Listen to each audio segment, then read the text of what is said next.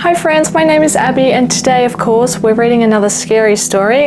This one is called Sketchy Experience in a Cabin and it is from the r/truescarystories subreddit. And yeah, when I think of cabin, I think of Cabin in the Woods, Blair Witch, all the scary horror movies, and they're all located in forests. So I'll be surprised if this one isn't in a forest. Alright, we're going to read the story now, and this is posted freshly 2 days ago. It's one of the hot posts at the moment, so it should be very good. Alright, it says, "This is one of the most creepy / traumatizing things that has ever happened to me." Well, great way to start the story off. So it's going to be very effed up, potentially. Nice. "I was staying with my family, mum, dad, grandma, grandpa, in an A-frame chalet-style cabin in northern Washington." Don't know what that looks like, but anyway, Washington has a lot of forests and densely wooded areas. Well, we've guessed it, haven't we? It's in a forest. This cabin was also on a lake, and we brought our small lake boat with us. Now this is bringing Camp Crystal Lake vibes, okay, when Jason, is trying to murk everyone and you hop on the boat to escape. Nice. This trip was mostly so we could try out our new boat. Fair enough. I mean, you can try it out by escaping the area, potentially. Everything was going well. We were having fun on the lake, hanging out with family, and just generally having a good vacation. My family decided to go to a convenience store and leave me alone in the cabin. Okay, this happened a while ago, but I was old enough to stay home alone.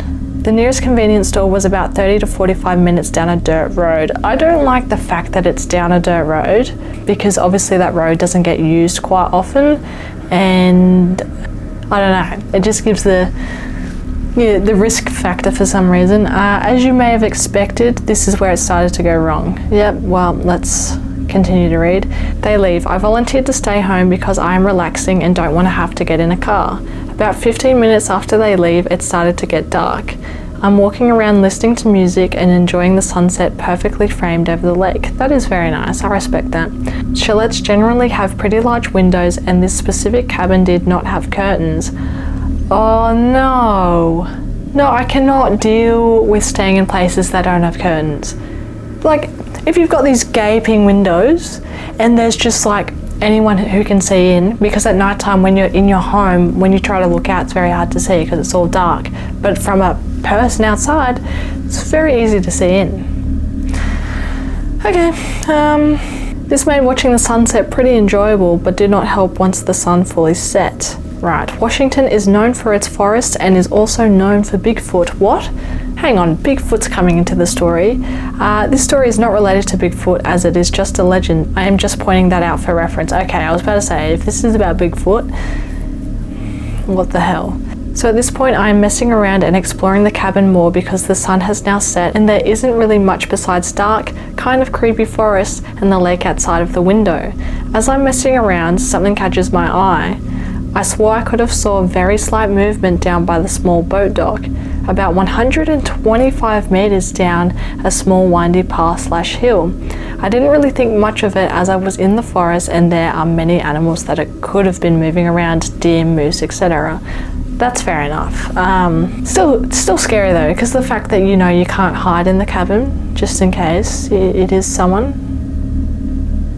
Alright, at this point I've forgotten about the movement I saw and headed to the bathroom, which is down a hallway away from the window. That's good, let's get away from the windows. While I was in the bathroom, I just got this terrible feeling, like something was wrong. I wanted to go check to see if there was anything inside the cabin or anything outside.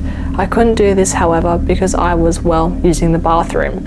Okay, fair enough, buddy. The longer I stayed in the bathroom, the worse the feeling got. Every drop of rain landing on the roof felt like a tick of a clock counting down to the end of the world. Oh, that's a really strange feeling. How do you just suddenly get that? Okay, I quickly finished up in the restroom and practically sprinted down the hall.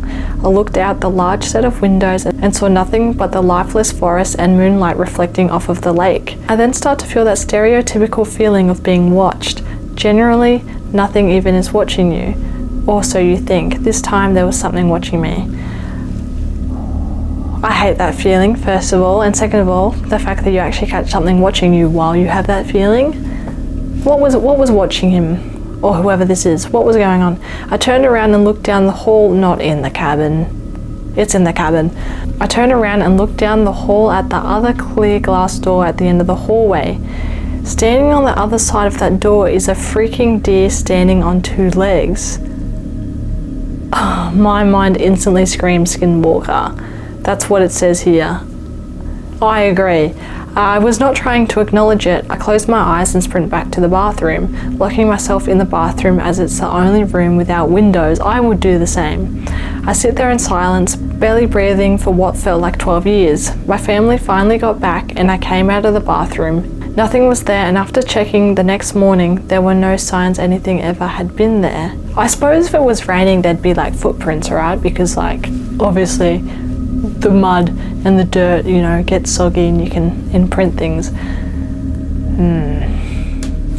Well, so say there was something at the boat dock, that being the deer, skinwalker, and it had come up to the cabin, but it went around the backside to be more sus, and potentially get in that way, because there was no locks in the house except for the bathroom, right? No, that was the windows. I didn't like how it was standing on 2 feet. Okay, what's the rest of the story? You can choose whether to believe that it was all in my head. But even if it was all in my head, it still truly was a scary experience. Right, well that was terrifying. I want to know what forest that was actually. That would be interesting to know, because then other people could go there and go skinwalker hunting.